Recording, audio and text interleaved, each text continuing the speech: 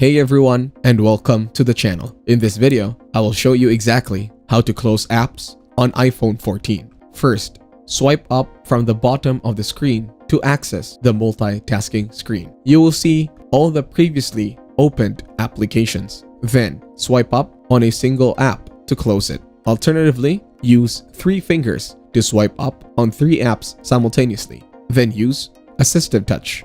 Now go to your iPhone settings.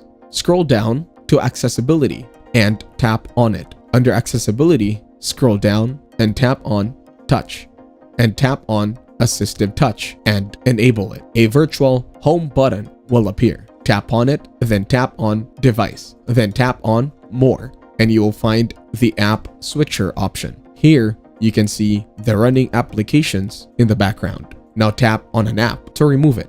If you enjoyed this video, like it and share your comments or questions below.